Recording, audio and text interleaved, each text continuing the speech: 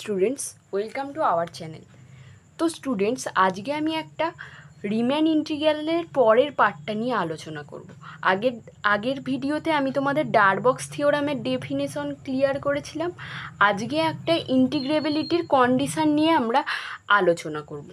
একটা কথা বলে রাখি, আমরা সাধারণত রিম্যান ইন্টিগ্রাল হলে জানি যে তার আপার রিম্যান ইন্টিগ্রাল আর লোয়ার রিম্যান ইন্টিগ্রাল এরা দুজন যদি সমান থাকে তাহলেই সেটা রিম্যান ইন্টিগ্রেবল হবে। এটা একটা ইন্টিগ্রেবিলিটির থিওরামটা কীরকম দেখো, দ্য নেসেসারি আর sufficient condition for a bounded function F to be integrable on A B is that to each epsilon greater than 0 there exists partition P of AB such that UPF minus LPF less than epsilon। কথাটার মানে কি দেখো, একটু বুঝলেই পারবে।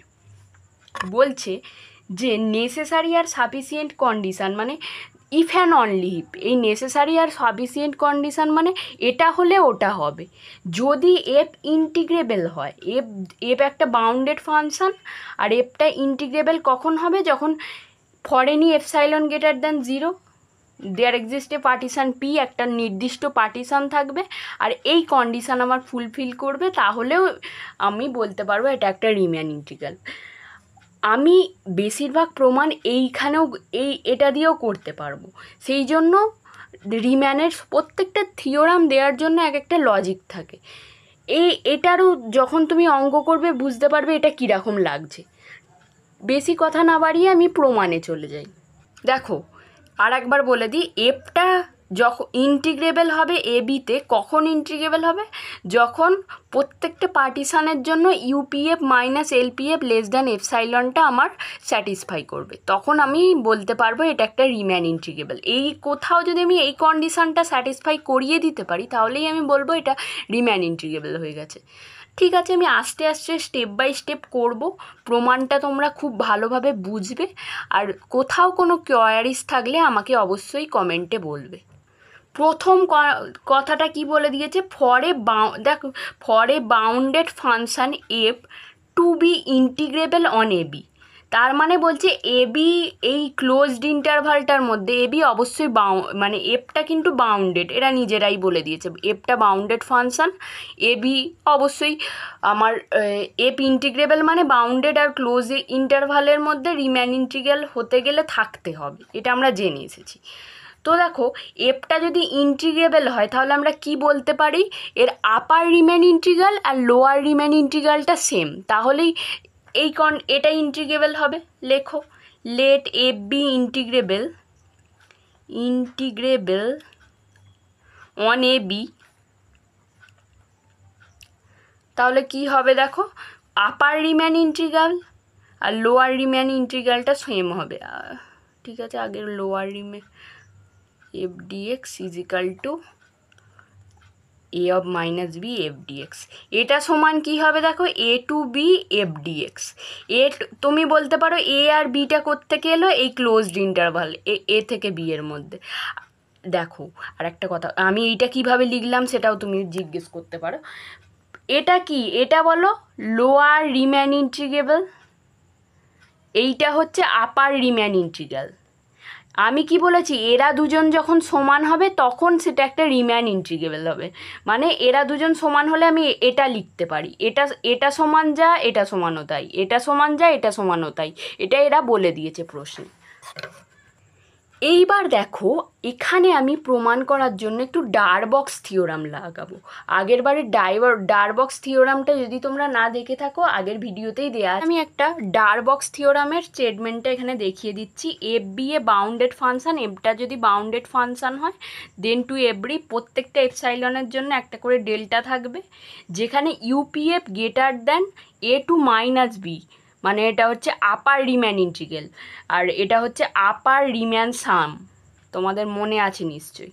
আর এটা হচ্ছে আপার Riemann integrable, এটা এর থেকে প্লাস এপসাইলন দিয়ে বড় হবে।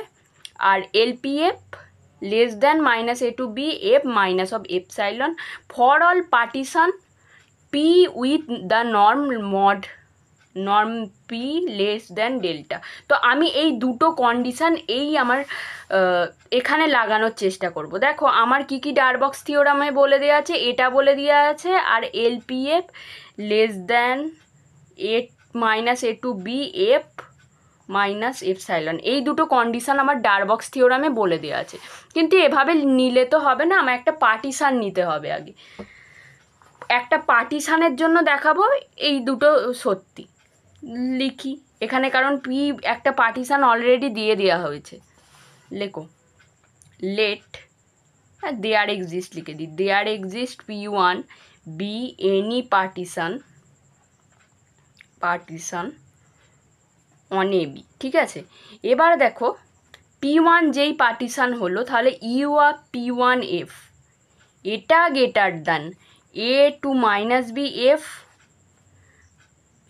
এখানে আমি একটা জায়গা অ্যাড করে দাও, let epsilon greater than 0 be any arbitrary number. কারণ আমি এপসাইলনটা লিখছি এখানে, তো এটা কি আমি জানি না, এটা আমি একটু বক্স করে দিলাম, কারণ ডারবক্স থিওরামটা আমি হুট করে লিখে দিয়েছি এখানে কিছু ছাড়া, জিনিস ছাড়া। আচ্ছা, এনি আরবিটারি নাম্বার। তো দেখো এটা প্লাস ε/2, এখানে ε/2 নিচ্ছি আমি। ঠিক আছে, এবার দেখো তুমি একটু ডারবক্সে প্লাস আছে বলে প্লাস নিয়েছি, এখানে এপসাইলন যে কোনো P1F এর জন্য। এবার দেখো a to-b f যা এখানে তোমার a to-b f যা এটা সমানও তাই, মানে রিম্যান ইন্টিগ্রেবলটা সমানও তাই। তাহলে আমি এর জায়গায় এটা লিখতে পারি, অবশ্যই লিখতে পারি, লিখে ফেলো a to-b f dx plus ε/2। এটা 1 নম্বর আমি পেয়ে গেলাম। আর একটা নিই, there exist P2 be any partition on A B. আচ্ছা, এটা কিসের জন্য নেব, এটা হচ্ছে লোয়ার রিম্যান সাম আর লোয়ার রিম্যান ইন্টিগ্রেবলের জন্য, এটার জন্য লিখে ফেলো LP2 হবে, কিন্তু LP2F, কারণ পার্টিশান নিয়েছি আমি P2। পার্টিশান কি যদি না পড়ে থাকো আগের ভিডিওগুলো অবশ্যই দেখবে, সেই ভিডিওগুলোতে আমি ক্লিয়ার করে দিয়েছি। আস্তে আস্তে স্টেপ বাই স্টেপ ভিডিও দেখা শুরু করলে তবেই তুমি প্রত্যেকটা জিনিস বুঝতে পারবে। আমার প্লেলিস্ট করা আছে, তোমরা ভালোভাবে দেখে নিও। -a to b f minus of epsilon, তাই তো এই জিনিসটা এসেছে। সেমভাবে এর জায়গায় আমি দেখো -a to b f dx যা তার সমান এটাও, তো লিখে দাও এর জায়গায় এটা বসিয়ে দাও f dx minus of epsilon. ঠিক আছে, 2 নম্বর সমীকরণ হয়ে গেল তোমার। এইবার এপসাইলন/2 আমি আরবিটারি পয়েন্টটা নিয়েছি। তো এখানে আমায় কি দেখাতে হবে, দেখো আমি প্রথমে এই এফ ইন্টিগ্রেবল নিয়ে এটাকে দেখাবো প্রথমে, কারণ নেসেসারি আর সাফিসিয়েন্ট কন্ডিশন দুটো চেয়েছে। আগে আমি এফ ইন্টিগ্রেবল নিয়ে এই জিনিসটা দেখাবো, আর কনভার্সলি এটাকে নিয়ে আমি এফ ইন্টিগ্রেবল দেখাবো। এটাই হচ্ছে আমার কাজ। ঠিক আছে, চলো মাইনাস এপসাইলন। তাহলে আমায় যদি এটা দেখাতে হয়, এক্ষুনি দেখাতে পারবো না, লেট, কারণ এটা দেখো P1 একটা পার্টিশান, এটা P2 একটা পার্টিশান, কিন্তু এখানে পার্টিশান বলে দিয়েছে P, একে আগে আমায় Pতে আনতে হবে। কিভাবে আনবো দেখো, late P = P1 union P2, মানে P1 আর P2 এর ইউনিয়নটা হচ্ছে P। B any refinement of P1 and P2। তো রিফাইনমেন্ট তো হবেই, P1 এর P তো রিফাইনমেন্ট হবে, P1 এর থেকে তো P বড়। তো রিফাইনমেন্ট কি যদি না দেখে থাকো আগের ভিডিওগুলো দেখবে বাবা, আমি আর নতুন করে বলছি না। তো লিখি, so P is refinement of P1। এবার P যখন P1 এর রিফাইনমেন্ট, দেখো বাবা, তাহলে আমরা আগের আমার দুটো ভিডিও আগে দেখবে যে একটা কন্ডিশান দেয়া ছিল তোমার তোমার ইউপিএফ, মানে ইউ এর যে রিফাইনমেন্টটা হয় UP*F > এটা PEF এর থেকে বড় ছোট হয়। রিফাইনমেন্টের একটা ডেফিনেশন দেওয়া ছিল ইউপি স্টার এফটা ইউপিএফ এর থেকে, মানে পি স্টার যখন পি এর রিফাইনমেন্ট তখন এই কন্ডিশন হোল্ড করে। আর কি দেয়া ছিল তোমার সেকেন্ড কন্ডিশন এলপিএফ, মানে তোমার LPF greater than equal to LP star f. P star যেখানে p star is refinement of p, এইটা আমি ডিটেলসে বলেছিলাম, আমি শর্টে এখন বলে দিলাম যাতে তোমাদের স্টেটমেন্টগুলো বুঝতে সুবিধা হয়। তো সেখান থেকে পি যদি রিফাইনমেন্ট অফ পি ওয়ান হয়, এবার দেখো পি ওয়ানের আমার কি লিখেছি ইউপি ওয়ান, মানে তোমার আপার রিম্যান সামটা আমি করেছি, তাহলে এখানেও আমার আপার রিম্যান সামটাই করতে হবে। ইউপিএফটা greater than UP one f, ঠিক আছে? তাই তো পিটা রিফাইনমেন্ট পি ওয়ানের, তাহলে পিটা যদি রিফাইনমেন্ট হয় ইউপিএফ এর থেকে বড় হবে ইউপি ওয়ান এফ, যেটা ছোট সেট সেটা বড় হচ্ছে। আচ্ছা, এবার দেখো ইউপি ওয়ান এফটা কার থেকে বড়, এর থেকেও আবার এটা বড় আছে, তাহলে এর থেকেও আবার দেখো এইটা বড় আছে, বড় করে দিই আমি, greater than A to B F dx plus epsilon by two. আবার সিমিলারলি আমি লিখব P is refinement of P two, refinement of P two. তো দেখো পিটা এবার পি টু এর রিফাইনমেন্ট, পি টু এ দেখো এল পি টু এফ আছে, এবার এল এর কি কন্ডিশান ছিল L P F greater than equal two L P star F, এটা কন্ডিশান ছিল এল। তাহলে মানে তোমার এল পি যেটা রিফাইনমেন্টটা এই আসল এটার থেকে বড়, আসল যে পার্টিশানটার থেকে বড়, এটা এরা বলেছে। তাহলে এল পি টু এফ এর থেকে কে বড় এল পি এফ, পিটা তো রিফাইনমেন্ট সেই জন্য পিটা বড় হচ্ছে। এবার দেখো এখানে কি কন্ডিশান দিয়ে দিয়েছে আবার, ও সরি একটু এইটা বড় হবে এইদিকে, এখানে আমি বড় দিয়েছিলাম না, এটা ডাট বক্স বড় বলেছিল, আমি এটা ভুল করে এলপিএফটা বড় হবে এখানে।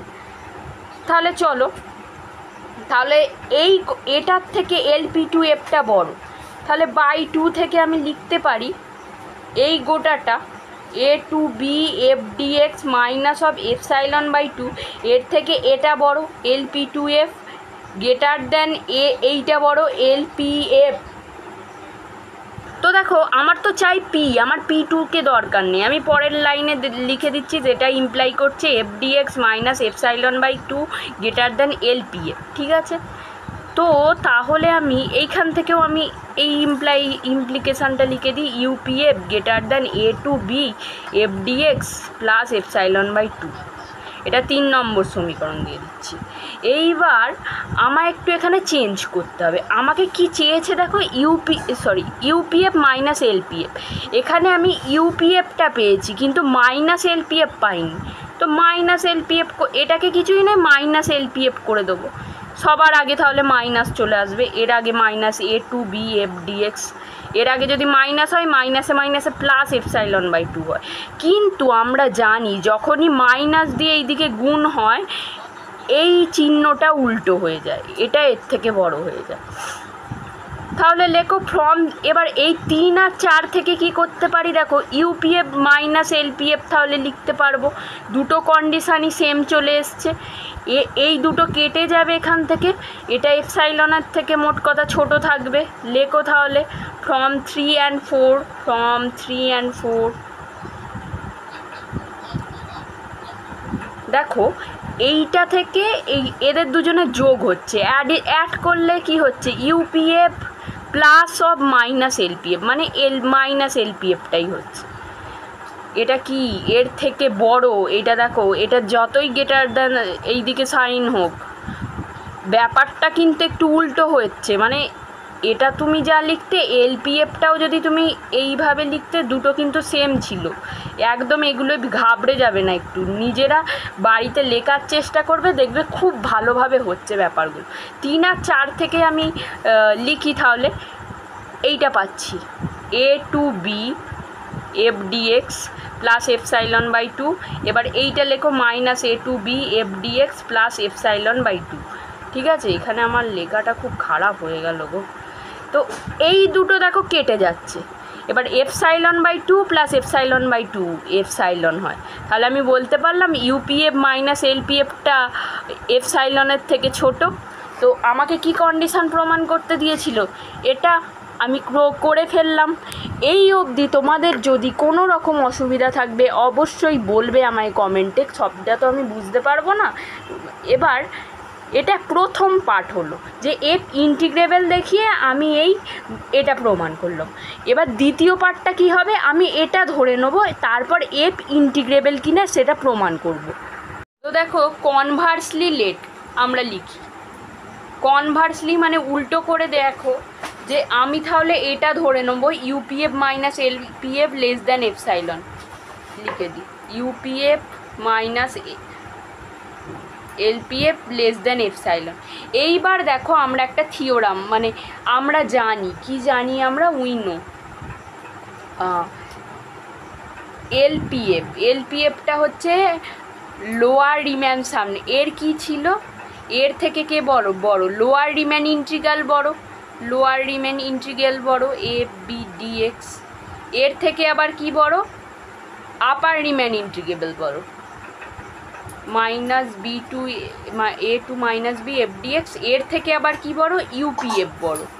পার্টিশান পিবি এনি পার্টিশান লিখে দেবে আগে, P be any partition of AB, of A B. এবার দেখো খুব ভালো একটা জিনিস চলে এলো, আমি এটা থেকে এটা বাদ দেবো, আপার রিম্যান সাম থেকে লোয়ার রিম্যান সাম বাদ দিচ্ছি। A to minus B F dx minus of minus A to B F dx greater than, এবার এই ইউপিএফ থেকে মাইনাস এলপিএফ বিয়োগ করছি, ইউপিএফ মাইনাস এলপিএফ। এইবার দেখো আমি কি ধরে নিয়েছিলাম, UPF minus LPF less than epsilon, epsilon B any positive number, সেটা বললেও যা তোমরা জানো মোটামুটি। তো এটা এপসাইলনের থেকে ছোট, তাহলে এটা বলতে পারি greater than less than epsilon. তো দেখো এই জিনিসটা আমরা কি জানি, এপসাইলন 0-র থেকে বড় একটা পজিটিভ নাম্বার খুব কম, সেটা এপসাইলনের মানটা। তো এই জিনিসটা প্রায় 0-র কাছাকাছি আসবে, তো লিখতেই পারি A to minus B F dx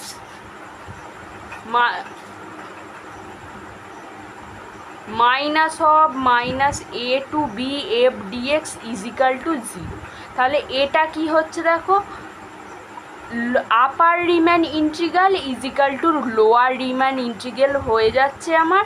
তাহলে আমি বলতেই পারছি so F is integrable on A B. তো স্টুডেন্টস আজকের জন্য এইটুকুই। যদি তোমাদের কোনো কোয়ারিজ থাকে তোমরা অবশ্যই আমাকে বলবে, আমি এর কিছু প্রশ্নও করিয়ে দেওয়ার চেষ্টা করব। আজকের জন্য এইটুকুই, দেখা হবে পরের ভিডিওতে।